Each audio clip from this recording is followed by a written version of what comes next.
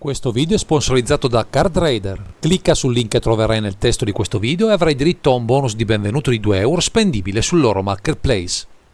Eccoci qui, cari naviganti, per proporvi un primer dedicato a Centurion, approfittando della disponibilità del deck builder Alessandro Frisardi, che si è offerto di parlare del suo mazzo, con cui ha conseguito la vittoria a un torneo di livello 1 organizzato nel suo LGS di fiducia. Con i colori Izzet, ma appoggiandosi a 2 partners, sembra che il nostro giocatore si sia perso qualcosa per strada, ma a partire dal primo, adottato per l'occasione, ci si accorge che la scelta di design attuata sia ben precisa. Anche il suo degno compare si preoccupa di offrirci molte carte in modo simile ma distinto, provando così a plasmare la zona di comando non tanto per i colori a disposizione, piuttosto per le funzionalità offerte, avendo così, sempre, al netto della tassa di comando condivisa, modo di fare value a volontà. Questa volta vi parleremo di Crown, Ludevic Opus e Ludevic Necro Alchemist.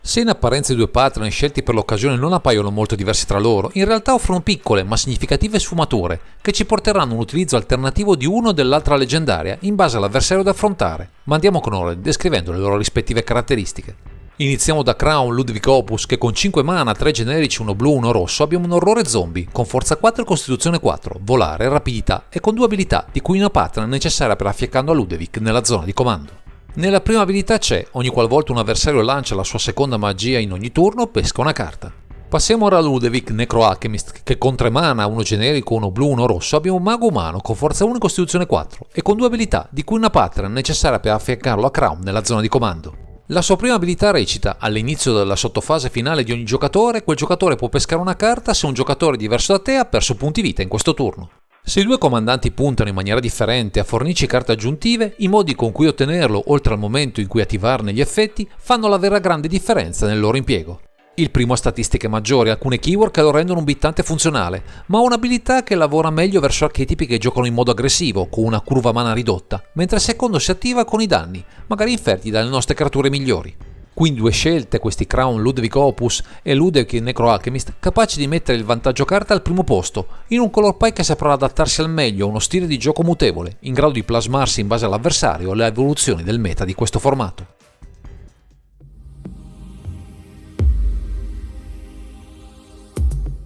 Se fin qui abbiamo individuato con questi Crown Ludevic Opus e Ludevic Necro Alchemist i pilastri con cui valorizzare la zona di comando, il resto del 98 sarà deputato a enfatizzarne l'abilità, puntando a tutti i costi a pescare molte carte, in primis infliggendo danni al nemico. Se questo deve essere l'approccio, andremo a utilizzare con profitto le tante creature dal costo di mana ridotto come Delver of Secrets, Dagon Rage Channeler, Fire Vandal, Ledger Shredder, Mulkay Regent, Sprite Dragon e True Name Nemesis, che possono risultare sia aggressivi che evasivi, così da soddisfare il ruling del nostro mago. A queste scelte, che spesso si ingrossano grazie alle sinergie con il resto della build, affiancheremo un Mezzawas Jit, che con la sua combinazione di effetti per darci danni aggiuntivi con punti vita risulta rilevante, soprattutto rispetto al nostro color pie, scarno di elementi di life gain. Un altro comparto di peso in questa lista è dedicato ai generatori di token, e con Loyal Apprentice, Seasoned Pyromancer, Sozaken Crucible of Defiance, Squee, Dubious Monarch, Third Party Iconoclast e Young Pyromancer proveremo a alimentare le nostre combat, oltre a un modo per darci nuove carte con Ludevic in campo.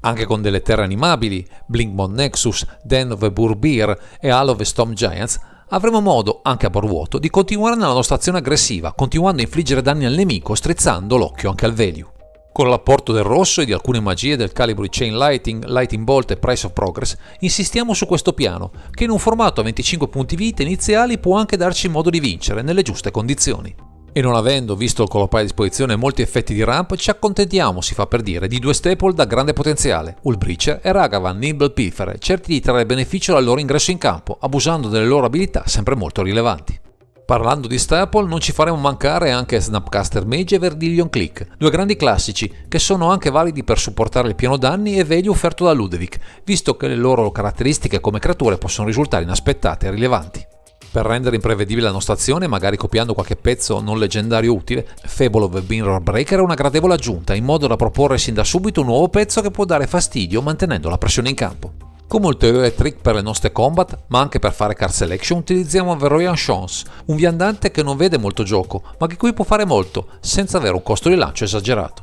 Cerchiamo di acquisire anche dei plus dalla meccanica iniziativa attraverso Cavern of Chaos Adventurer, che ci apre le porte a questa meccanica che può, nelle fasi di stallo del match, risultare risolutiva, soprattutto per la sua ultima stanza. Infine, per proteggere il cast dei nostri generali o della tribe degli umani più numerosa nel mazzo, avremo Cavern of Soul, irrinunciabile in un formato ricolmo di interazioni moleste, che potrebbero azzoppare il nostro piano, in particolare nei primi turni.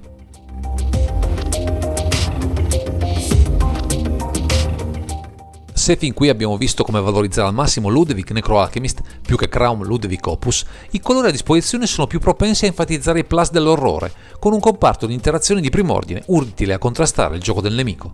Non paghi di quello che già abbiamo nella zona di comando, con Fire Mastermind, Expressive Iteration e Smuggler's Copter, cerchiamo di fare un ulteriore card advantage e selezione di ciò che abbiamo in mano, per avere sempre il massimo con cui rispondere all'opponente.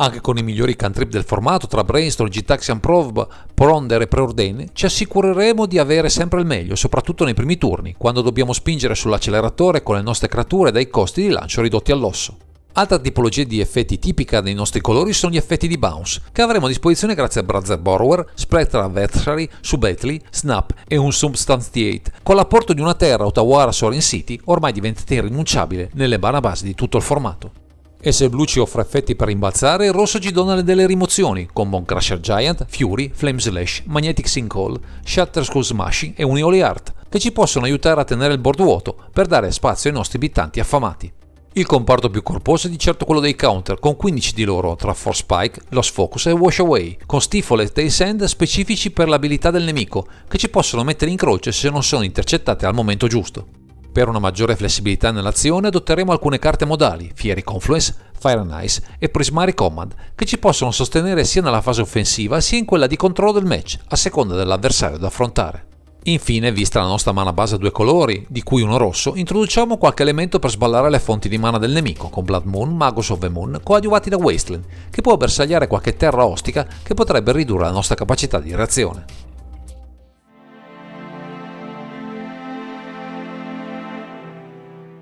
Il percorso che ha portato Alessandro Frisardi a valutare una lista attorno a questi Crown Ludevic Opus e Ludevic Necroalchemist parte da un progetto simile a cura di un altro giocatore, Luca Paniconi, che tempo addietro, con questi due comandanti, era riuscito a fare il risultato. Da questa versione si sono susseguite una serie di limature volte a ridefinire il focus del mazzo, sostituendo magie che infliggevano danni diretti e piccole creature più in linea con un piano tempo, orientandosi su un controllo più incisivo del board. I colori Izzet offrono sempre di più una capacità di adattamento ottima per ridefinire un archetipo, bilanciando sapientemente elementi di contrasto con mezzi che siano in grado di acquisire vantaggio nel tempo, adattando la velocità di azione in base alla tipologia di scontro da affrontare. Quindi non una rivoluzione, quella effettuata dal nostro deck builder nella costruzione della propria versione di questi Crown Ludevic Opus e Ludevic Necroalchemist, ma più un naturale percorso per rinvertire e potenziare quel che già di buono offrono questo mago con la sua creazione nella zona di comando.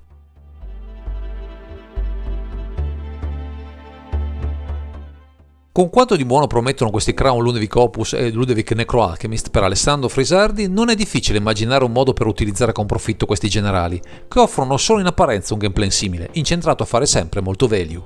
Tendenzialmente sarà preferibile castare il prima possibile il nostro mago umano, ma l'orrore ha dalla sua statistiche e keyword ottime per diventare obittante in grado di chiudere i giochi, purché protetto, risultando più appetibile del suo folle creatore. Se poi il nostro avversario ha mezzi per autoinfliggersi danni a ogni turno, avvantaggiandosi del ruling di Ludevic, appare evidente che è meglio approfittare del lato generale, così da evitare di agevolare il nemico con pescate gratuite pericolose in questo formato. Resta fondamentale fare card advantage e selection il più possibile, migliorando le carte a disposizione, così da alimentare da un lato gli elementi in grado di mettere pressione sul board, dall'altro eliminando a suon di interazioni le giocate dell'opponente. Un piano a tenaglia che porterà sicuramente frutto se sapremo sfruttare al meglio questi due comandanti, che hanno tutte le carte in regola per soddisfare la sete di dominio dei piloti che vorranno ingaggiarli nella zona di comando.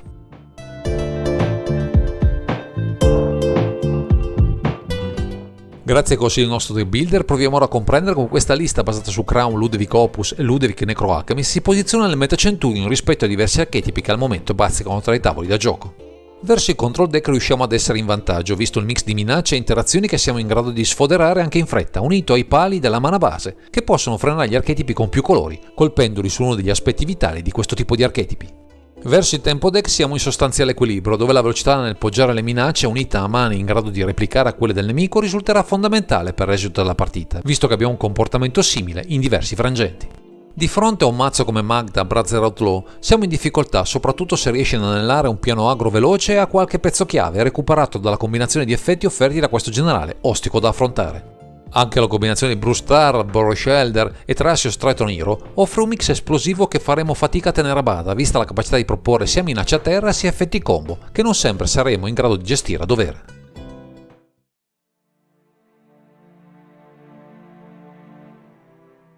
Con i soli due colori offerti da Crown Ludevic Opus e Ludevic Necroalchemist si potrebbe pensare di non avere tanti spazi di manovra, ma per Alessandro Frisardi è vero il contrario, visto che siamo di fronte a una combinazione che quasi sempre riceve carte interessanti su cui ragionare. Il recente set dedicato al Signore degli Anelli ci porta in dote Stern Scording e Flames of Honor, carte da tenere d'occhio valutandone l'inserimento dopo un'attenta fase di test visto quel che offrono rispetto al loro costo di lancio. L'inserimento di Caves of Chaos Adventurer e in generale della meccanica iniziativa non è stato ancora testato a fondo, quindi potrebbe risultare alla fine una scelta poco sinergica per il mazzo, ma solo il tempo e i futuri test sul campo ne decreteranno o meno la presenza definitiva tra le 98. Insomma, i margini di manovra sono ancora molti e non è detto che nuovi set o carte già presenti nel formato possano trovare posto in questo archetipo mai banale nella sua costruzione.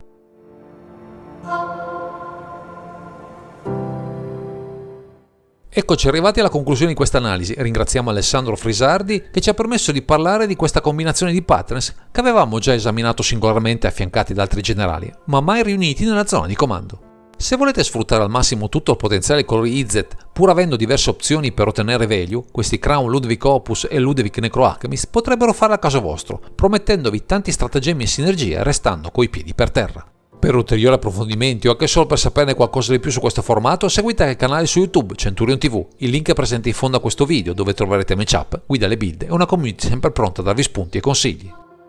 Direi che questo è tutto per questo video, grazie per averci seguito e non dimenticate di commentare, condividere e sottoscrivere il canale per ritrovarci sempre qui su Underground Sea.